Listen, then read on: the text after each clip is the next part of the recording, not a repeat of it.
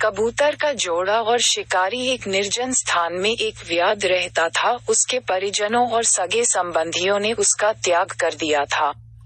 वे उसके जीव हत्या के कार्य से अप्रसन्न थे। उन्होंने उससे कई बार जीव हत्या का त्याग करने की प्रार्थना की, किंतु व्याध नहीं माना। अंततः वे सब उससे दूर हो गए। व्याध को शिकार में बड़ा आनंद आता था। वह अपना अधिकांश समय पशु पक्षियों के शिकार में व्यतीत किया करता था। दिन भर वह जाल और लाठी लेकर वन में भटकता रहता था। वह दिन पर दिन निर्दयी और क्रूर होता जा रहा था। एक दिन उसने जाल बिछाकर एक कबूतरी को फांस लिया। उसे लेकर प्रसन्नतापूर्वक वह अपने घर की ओर प्रस्थान करने लगा कि बीच रास्ते में बादल घिर आए और वर्षा होने लगी। वर्षा के जल से व्याध पुनर्तः भीग गया। वह सर्दी से ठिठुरने लगा। वह वर्षा से बचने के लिए आश्रय ढूंढने लगा। कुछ ही दूर पर उसे पीपल का कवृक्ष दिखाई पड़ा। उसमें एक बड़ा सा खोल था, जिसमें एक मनुष्य घुसकर बैठ सकता था। व्याध ने सोचा कि कुछ देर के लिए यहाँ शरण लेना उचित होगा। वह खोल में घुस गया और बोला, इस खोल में रहने वाले जीव, मैं यहाँ कुछ देर आश्रय ले रहा हूँ। आशा है तुम्हें कोई आपत्ति नहीं होगी। इस सहायता के लिए मैं आजीवन तुम्हारा ऋणी रहूंगा। उस खोल उस कबूतरी का पति रहता था, जिसे व्याध ने पकड़ लिया था। वह अपने पत्नी के बिछड़ जाने के कारण दुखी था और विलाप कर रहा था। कबूतरी ने जब स्वयं के प्रति अपने पति का प्रेम देखा, तो भावुक हो गई। वह मन ही मन सोचने लगी कि मैं कितनी भाग्यशाली हूँ, जो मुझे इस जीवन में ऐसा प्रेम करने वाला पति मिला।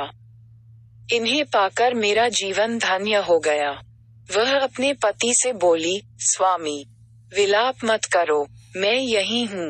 इस व्याध ने मुझे जाल में पकड़ लिया है। कदाचित ये मेरे कर्मों का फल है, किंतु आप मेरी चिंता में व्याकुल ना हो। अपना कर्तव्य निभाते हुए शरण में आए अतिथि की सेवा सत्कार करो, अन्यथा तुम पाप के भागी बनोगे। कबूतरी की बात मानकर कबूतर व्याध से बोला, वधिक, आपका स्वागत है। आप यहाँ निसंकोच विश्राम करें। यदि आपको किसी प्रकार का कष्ट हो, तो मुझे बताएं। मैं उसके निवारण का हर संभव प्रयास करूंगा। व्याध बोला, मैं वर्षा के जल में भीग गया हुआ। मुझे ठंड लग रही है।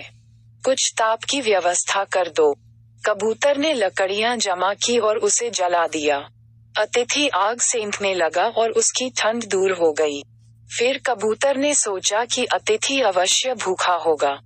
मुझे इसके लिए भोजन की व्यवस्था करनी चाहिए। किंतु उस समय उसके पास अन्न का एक दाना नहीं था। वह विचार करने लगा कि क्या करूं कि अतिथि की भूख शांत कर सकूं। कुछ देर विचार करने के बाद उसने निर्णय लिया कि अब तो कबूतरी भी मेरे साथ नहीं है। मैं जीवित रहकर क्या करूंगा? मुझे अपने ही शरीर त्याग कर व्याध का भोजन बन जाना चाहिए। ये सोचकर वह आग में कूद गया।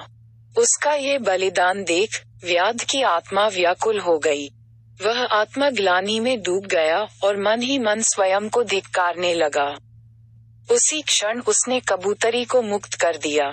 कबूतरी ने जब अपने पति को आग में जलता हुआ देखा, तो विलाप करने लगी और कहने लगी कि ये मेरे कर्मों का फल है, जिसकी सजा आपको मिली। अब मैं अकेली इस संसार में जीकर क्या करूंगी? कबूतरी ने भी आग में कूदकर अपने प्राणों का त्याग कर दिया। कबूरत और कबूतरी का ये बलिदान देख व्याध की आंखें खुल गई। उसने उसी समय जीव हत्या त्याग देने का प्रण किया।